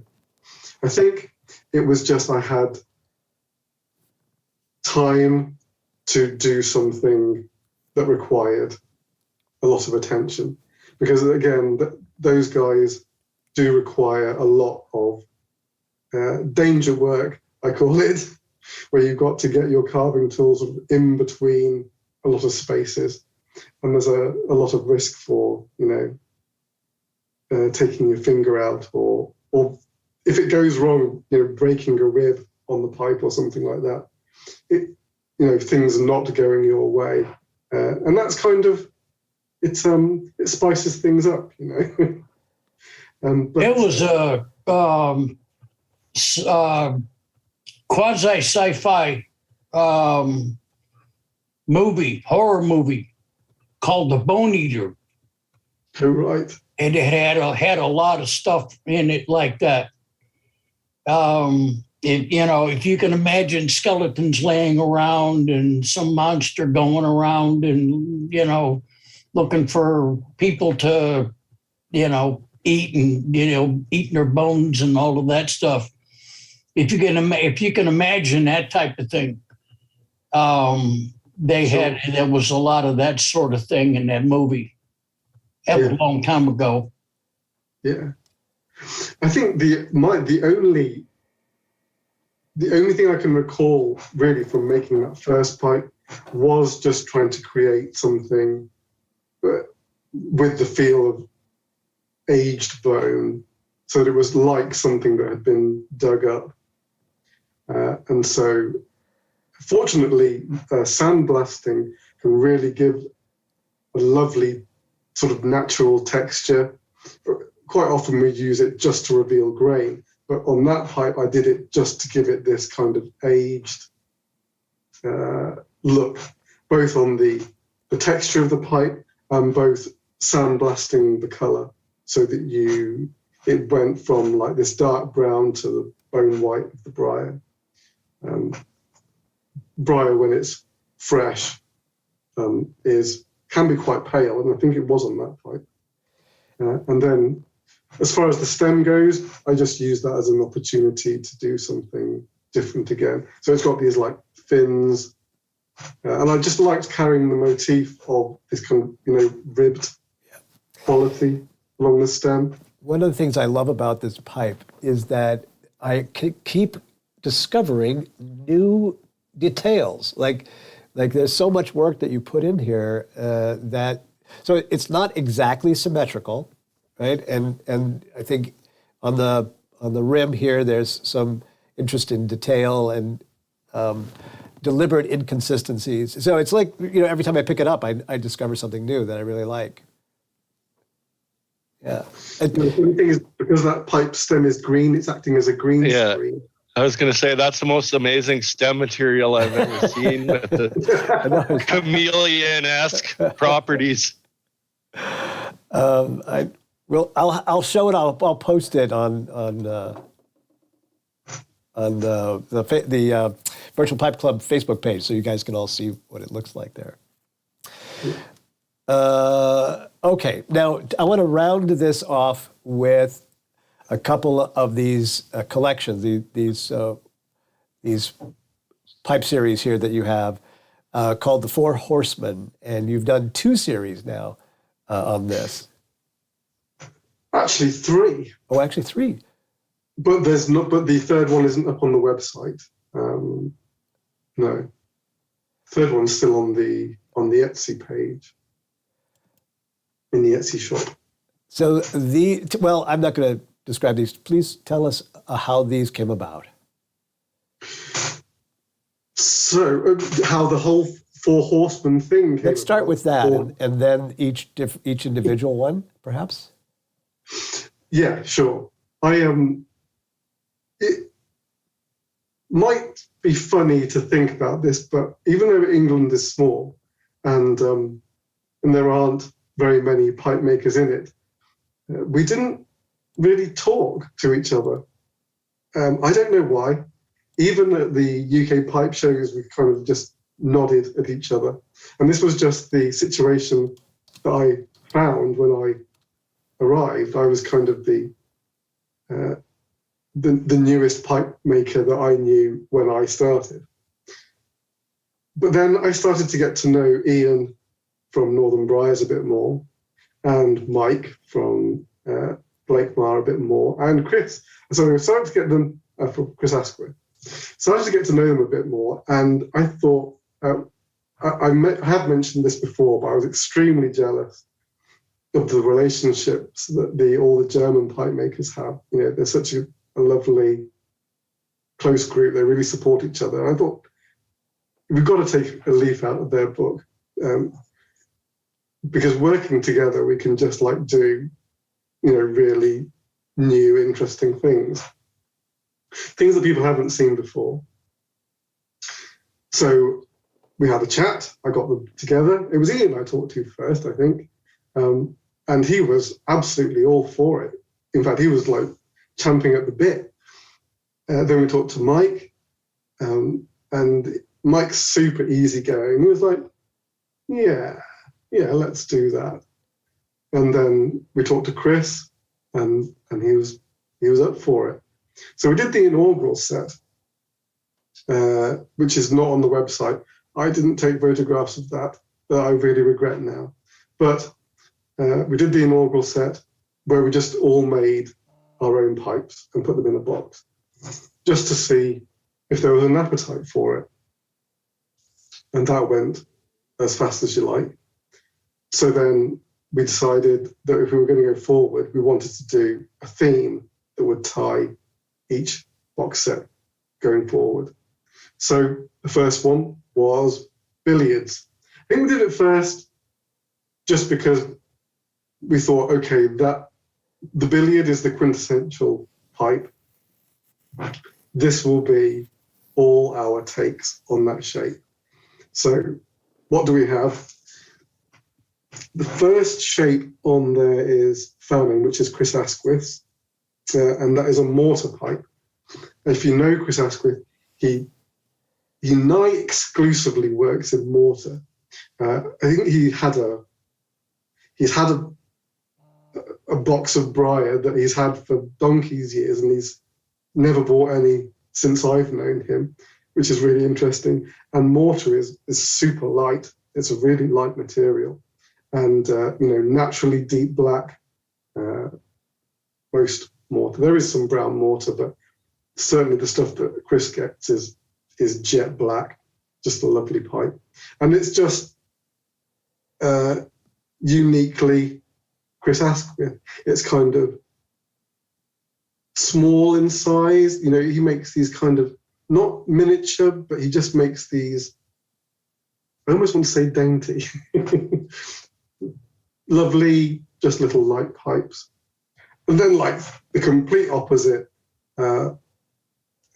Mike from Blakemar did this huge sandblasted beast. I don't know if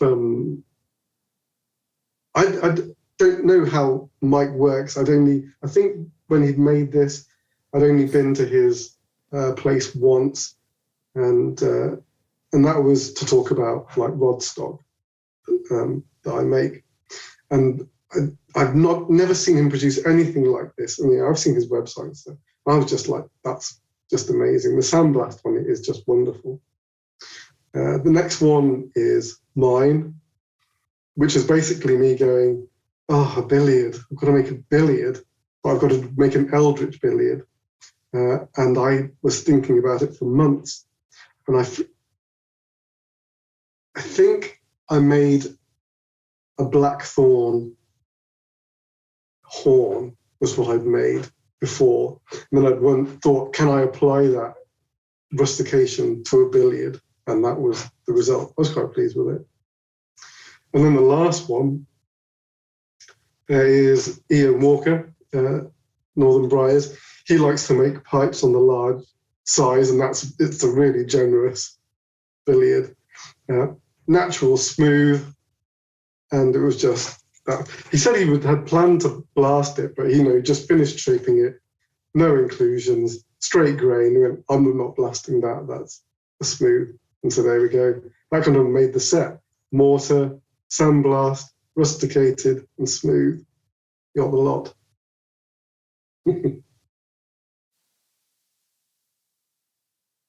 black and gold. Yeah, this one was after billiards. So it did have to be a shape that would tie the pipes. It could also be color. And in fact, we've got some really good ideas for some of the next ones. That the theme that ties them is not necessarily shape or color, but something else. But I knew black and gold felt dramatic to me. And so the idea was to, well, I actually did include gold because that's a gold leaf rim, as I do on the Brothers of the Yellow Sign, which is where I'd done my first bit of gold leafing. So I knew what I was going to do for this set. So I cast some gold and black Cumberland, and I gave a piece to all the pipe makers. And yeah, so this is a sandblast with gold leaf rim, and I really like that horn. That's Ian's, and that's another chunky, hefty piece of wood you can clobber someone with. And he did. It's a really nice contrast all round, I reckon. It's a sandblast on the panels. It's a gold band, and then you've just like the briar is nearly gold as well. Just this really warm briar. I was going to remark on that just like of all pieces of wood that he might have found, that just really is very yellowy, shiny, beautiful. Yeah. I mean, briar does have a whole range of colours. I was just saying, I think, well, not so much different colours, but how deep it will go into everything from the palest, pale, sort of creamy, pale white, all the way through to dark orange on some stuff. And so, yeah, the piece he got was literally golden. Oops. Sorry. Let's, there we go. Yeah. So that's Chris's. That's a mortar poker again. I was jealous about I wish I'd kept that piece for myself, the stem material. It just like the gold filters down really nicely on that piece. And it's not a gold, there'd be a hefty piece of gold on the rim if it was, but it's cheers, Stephen. It's a brass rim on that, but obviously it still has that golden look. That's a really nice one. And then that's Mike's. And again, it's a beast of a pipe, that one.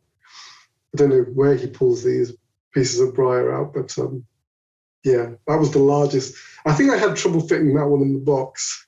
I think I had to fit it with the stem out. And then last but not least, picture of all together. Yeah. What a great. So the current set we've got is the Devil Ants set. We all did a Devil Ants. Oh yeah, that's right. Well, I think it was from that set, but they're not up on the website. I've been a little bit lazy on the website. I will update that one soon, but yeah. Super. I want to stay longer. I know that a few. We got the games yet, did we? I know we haven't yet. So, gentlemen, I know that every week we try to keep it to a certain time frame, but Chris and I have been dying to talk about an additional subject. But the fascination I have with his artwork and his shapes, I wanted to get through that deck. If you have the opportunity to stick around a little bit longer, and Chris, do you have a little bit more time? Yeah. I promise not to keep us too long, but we want to talk about other sides of Chris's life and personality and whatnot. Before I do that, though, I want to open it back up to some questions from the guys here in the Zoom room and also everybody out there on the live stream, Facebook and YouTube. And I want to give a big shout out to Paul the Piper, who's been super helpful. He offered a couple of weeks ago to help to manage and monitor the YouTube channel. And Paul, thank you so much for doing that and watching my back while I'm trying to push a ton of other buttons. So thank you, sir. And as he just put up there in the chat, if you want to go visit Chris's website, it's eldritchpipes.com. Also, Eldritch Pipes on his Instagram channel and Eldritch Pipes on his Facebook group. So you can visit him in all those places. And if you don't, you're missing out. I won't shame you more than that, but I'm gonna say. All right, so let me open it to questions. Back to the group again. And as always, if you toss up a hand there, Miguel, I know you've got like 5 questions stirring in your head there. Thank you, DDR. It's not a question, but an admiration for what Chris can actually make a piece of briar. It's just unbelievable. I mean, I have to give some props for you because our friend Albin, I actually thought that he's like a traditional kind of pipe smoker. But if you sold the pipe to Albin, I can assure you that I'm paying attention to everything that you said. I mean, your imagination is unbelievable, Chris. It's just, I mean, this is the first time. I know that you've been a guest here, and then I probably watched the first time you were here about, I don't know, 10, 12 times. It's just that I have to be honest with you, I want to open your brain and basically see what's in there. Because the amount, I mean, look at what the DDR just showed us, that bones. I mean, that comes in a piece of briar. I just want to ask you, how do you actually see that in your brain? I mean, the amount of tools that you have to use in order for you to accomplish that, it's unbelievable. I wish I could tell you. I work with my hands, really. So I have a dim concept of what I'm aiming for in my actual brain, and then my hands kind of do the rest. And I just judge as I'm going, am I going in the right direction or in the wrong direction, and course correct if I think I'm going wrong. So it's not something, I don't pre-visualize like that. Do you know what I mean? I don't have a picture in my head. I just have a feeling that I'm go with. You know, one thing we didn't talk about today is the tool that you use. We did it in our first time that you were here as a guest, but this might be something that people don't know. So you have a special tool that you use to get these shapes, don't you? Yeah, it's there's only one way to do things like that, and it's like with the handheld rotary tool that you get a plethora of different burr shapes. In fact, I use some milling tools as well in order to sort of punch through the wood. In order to go in, you need like something with a cutting end, like a milling tool. And so, yeah, in fact, I've got two. I've got a Dremel and a Fordham. And I tend to burn out a Dremel in a year, and the Fordham is more of a beast, and that's been with me a long time. I got a follow-up question. When DDR actually showed us that bone crawler kind of pipe, how long it would take for you to basically from start to finish on that kind of pipe?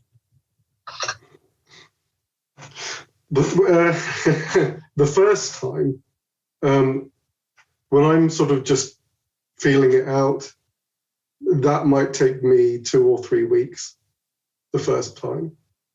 And then the second time will be faster. You know what I mean? It's like the Kadath relic took me 2 weeks. Not constant. It's like visiting it, doing a little bit, stepping back from it, doing a little bit more until it's sort of realized. And then if I would do it again, it'll happen a lot quicker now that it's real. That's fantastic. Yeah.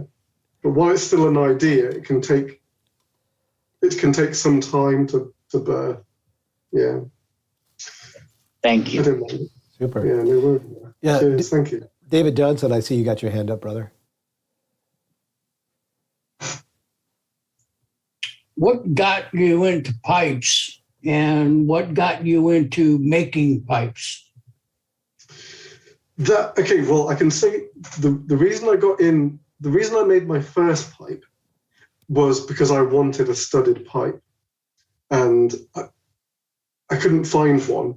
So I went, okay, I will make one.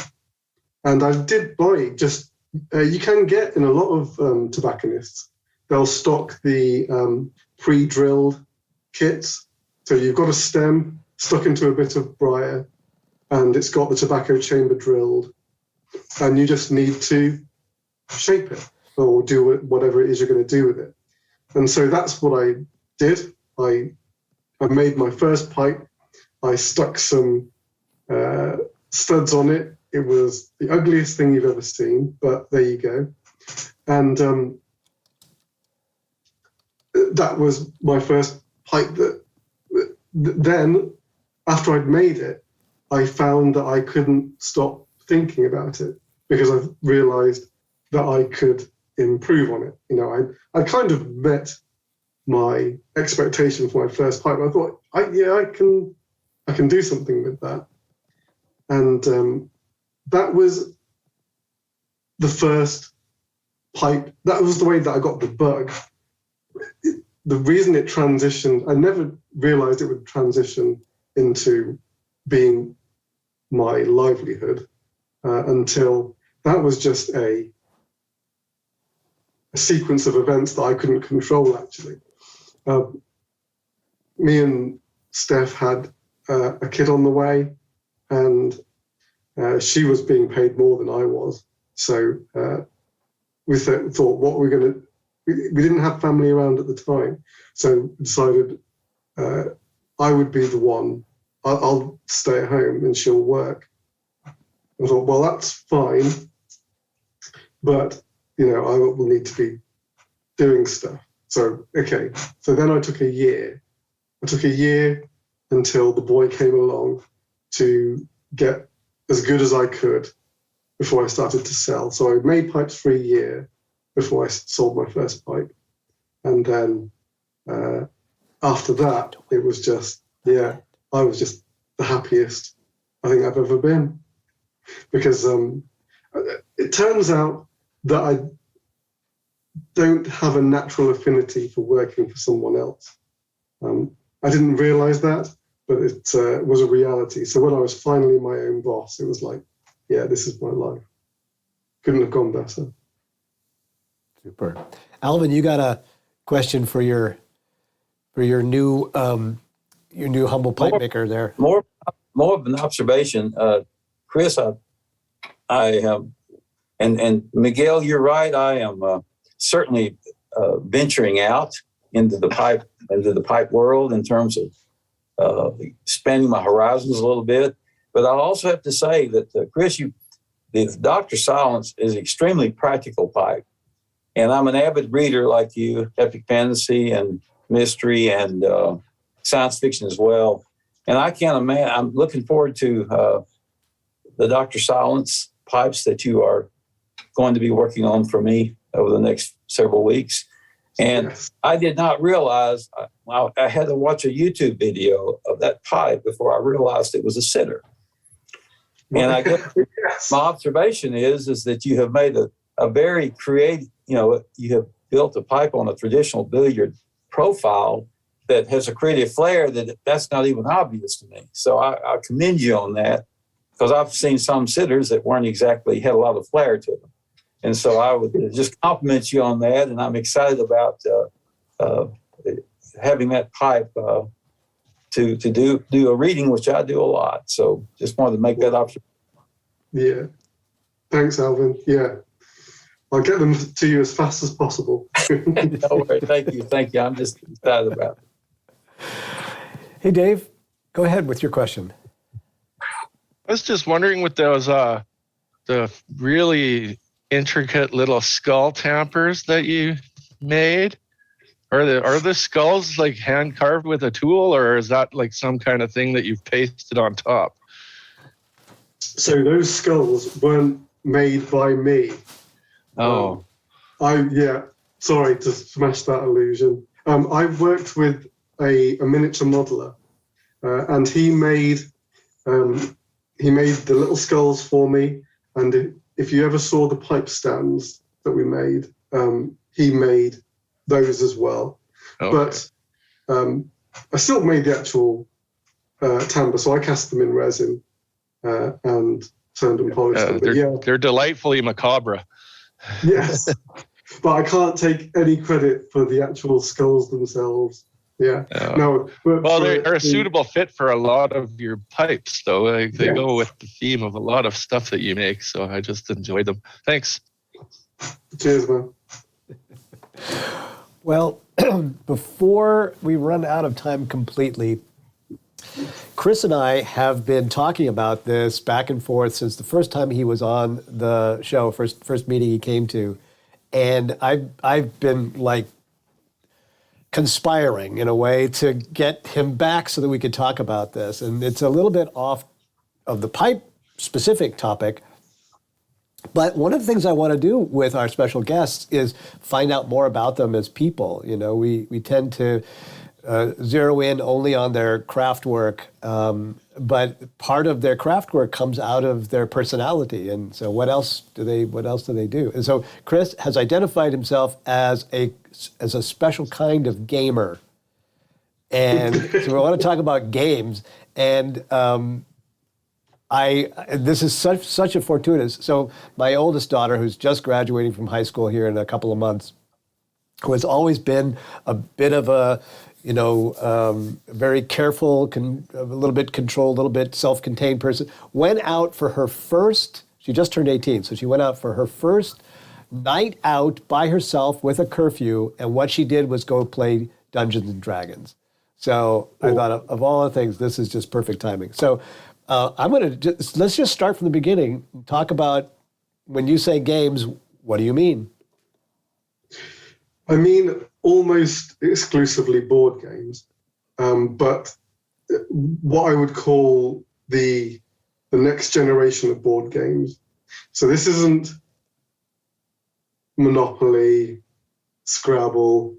These are thematic games that more often than not have a storytelling element, and more often than not are firmly set in a world.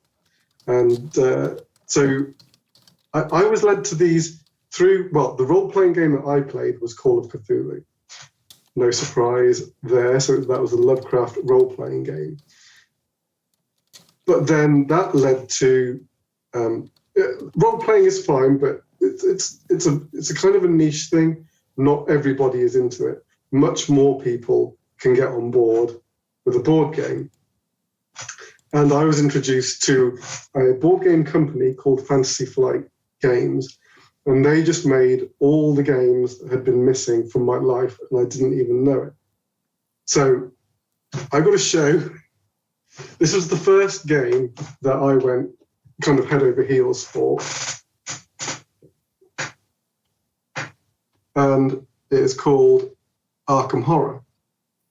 And it is a game where you are trying to save the world by stopping horrible monsters from entering the world through gates, through rips in the universe. And it's all happening in the town of Arkham, Massachusetts, which is where Lovecraft set a lot of his stories. And it's all Lovecraftian monsters. As you can see, I have to do mirror work here. It's tentacles and the like. And am I holding it the right way up? As you can see, lots of monsters. That's the board. That's the board. And your characters moving around, fighting monsters, and that kind of thing. And basically, you come away feeling like you've played a story. It creates a narrative in your head. So it's not explicit. There's not a story being told there. But by the time you finish playing the game, which takes 3 to 4 hours, you feel like you've been on an adventure, which is what really sort of lights my fire. But after that... Wait, before you go on to the next one, how many players does it take to play a really good version of Arkham? Arkham Horror. It can take, 4 is optimal. It can take up to 8 officially, but it starts to drag at 8. In other words, rounds start to take a really long time. Players start to get a lot of downtime. But I think it does say, it does. It says 1 to 8. And I think one time I played it with 8 players and it was ridiculous. 4 players is really the max. Gotcha. Yeah. Shall we move on to the next one? Yes. Let's see what's next. All right. Mansions of Madness. This is even newer. I said even newer. Arkham Horror is not new. It's in fact that version is out of print now, unfortunately. But I think of it as new in the sort of waves of board games. But this Mansions of Madness is really new, and it really does tell actual stories. It's one of these board games that works with an app on a tablet or on your phone, and it's this one's really great because it has map tiles in it that you lay down as you play the game. So you walk into a building and you lay down the first tile and it will tell you what's in the room, and things go on to the room, whether it's objects that you can interact with, people that you can talk to, clues that you can pick up. And it's all that part is handled by the app. So you just don't have to worry about how it sets up. And this game in particular, I don't think I put any up, but this one comes with like these miniatures in it, these miniature models of the monsters. So it's kind of like the next level of I was going to ask if that had playing pieces that you could show us. I'm going to open it and see it. There is, I think, all the monsters might be.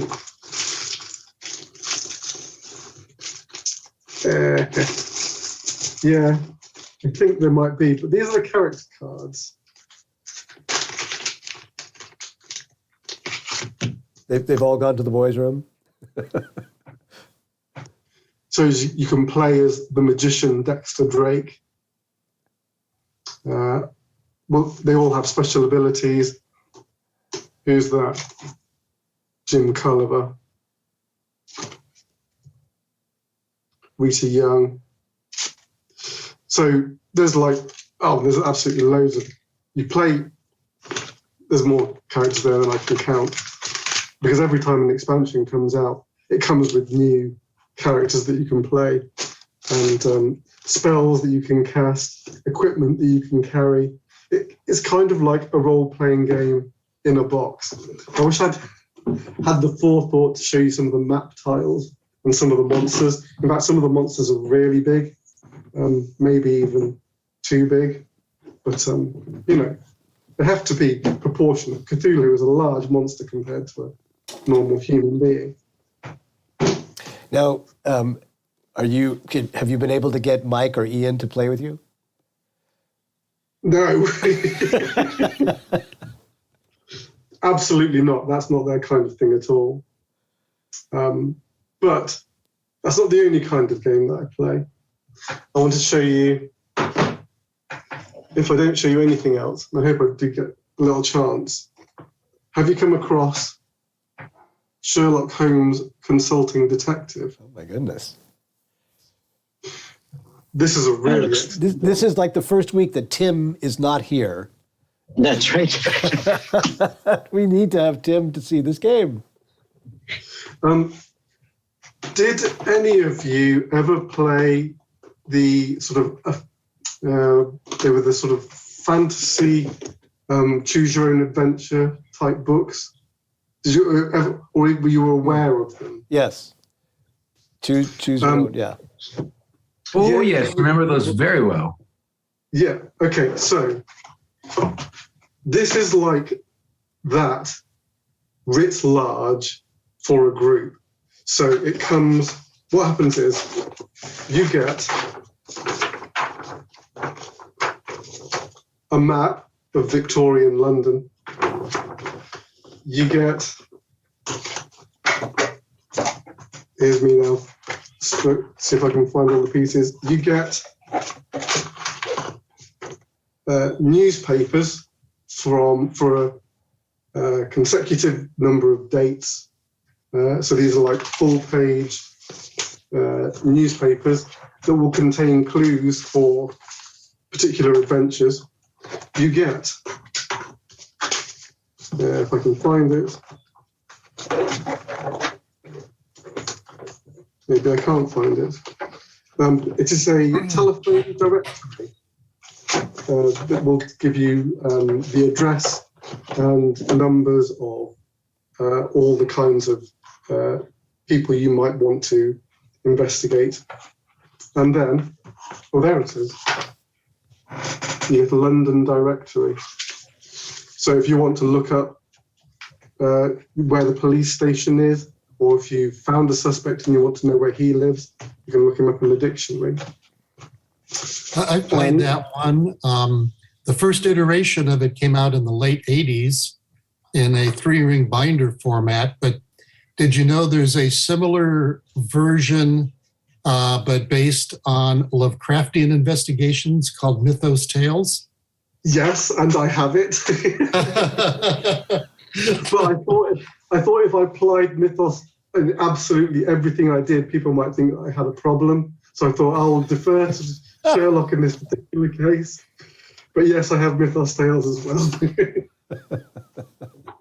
well. But yeah, so what you do is you get there's like 10 or 12 cases in the box, and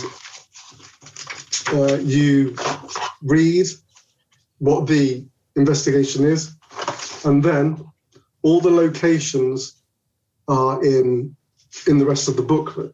And what you have to do is you have to decide what your lead is, and then you will look on the map for a location, or you'll look in the London directory for a location, or look in the newspaper.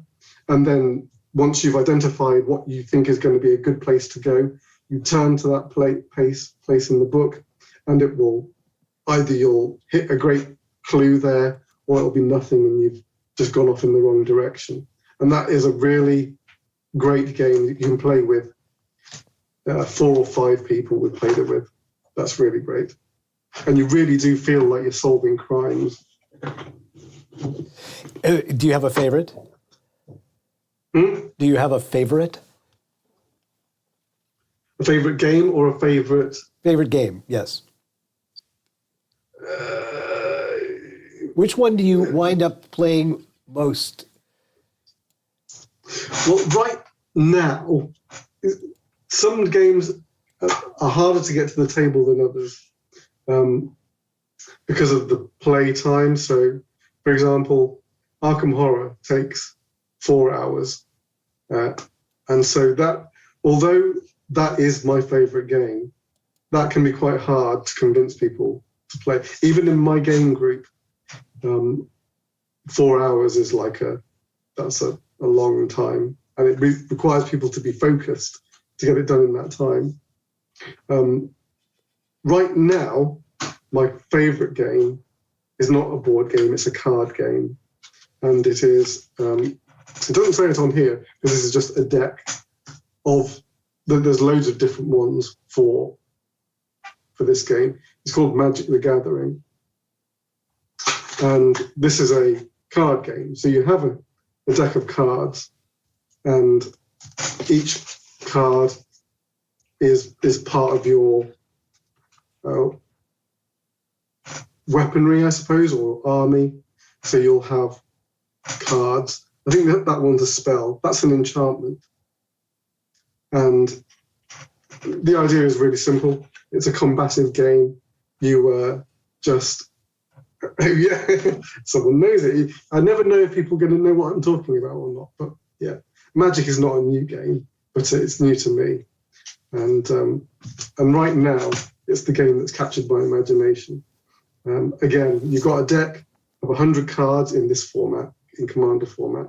Because they're all different, it feels like a strategy or almost a story unfolding, and it plays in a more convenient amount of time, maybe an hour. So you can sometimes get 2 or 3 games in, and that's probably my favorite game just at the moment. So, gentlemen, let me just announce that the following Sunday will be the first meeting of the Virtual Board Game Club International, and we'll send out which game we're playing, so you have enough time to pick up a copy, and then clear your calendars for the next 4 hours. That's our plan. DDR, what did you say the name of that card game was? I didn't hear that. That was Magic the Gathering. Okay, thank you, Chris. Yeah, no worries. Well, you've all just gone down a little rabbit hole with me. That was fun. That's fantastic. Well, I fantasize also with Janos that you could make it to Chicago this year, so that just in a very selfish way that we could hang out together and have a pint and. Oh, that'd be wonderful, wouldn't it? Yeah, it'd be terrific. But I'm patient, and so we'll wait until we have a chance. Or maybe I'll just fly over to Nottingham and see if we can hang out over there. Yeah. Well, it's been wonderful having you as our guest. Today we had a chance to take a look at your work and then have some commentary on the work itself. What do you guys think? Do you like this format? Is this interesting to take a carver and take a look at his body of work and then get him to talk about it? Yeah, absolutely. Yes. Great. Yes. Yes, indeed. So I want to make sure that I announce this. So I stole this idea actually from another YouTuber who had interviewed Chris and did very similar, had put up pictures from his gallery. And I thought, what a fantastic idea. It just, I learned so much about it. And so I thought I would like to see if we could do that on our meeting as well. But I really have to give credit where credit is due to him. And I'll post his YouTube channel on our Facebook page so that you guys can go see. He's a brand new YouTuber with a brand new channel. It'd be great if you guys gave him a little support. That's awesome. But all good things must come to an end, as it were. So it is that time when I ring the bell and say, you don't have to go home, but you can't stay here. So again, Chris, thank you so much for being our guest. And guys, let's give him a big round of BPC applause. And thank you, Chris. Thanks, Chris. Thanks, Chris. Yeah. Thank you, Chris. Yes. Much appreciated, sir. Enjoyed it. Really terrific. And I want to say thank you to all the guys and girls and men and women on the live stream watching us on Facebook and YouTube. And thank you especially, the YouTube audience tends to stick around a little bit longer than the Facebook guys. So thank you very much. And Paul the Piper, again, thanks a lot for your help. And next week, I will not be here. I'm actually traveling. I'm at a conference, and so I won't be able to join. But Miguel and David Martinez and Tim will be back, and they'll be handling the show. So there will be a meeting. And then I'll return on the following week. And who knows what evil lurks in the hearts of men at that point in time. Last thing I always say, just in the times in which we live, without political rant or anything else, please, please, please take care of yourselves. Whatever that means to you, getting the shot, wearing the mask, washing your hands, staying away from people, locking yourself in the basement, whatever you can do to make it back next week, because I'll miss you if you're not here. Okay? Love you guys. Be well. Have a good week. Good one, guys. Stay Safe well. travels, David. See you, Come back Chris. next week. Bye all.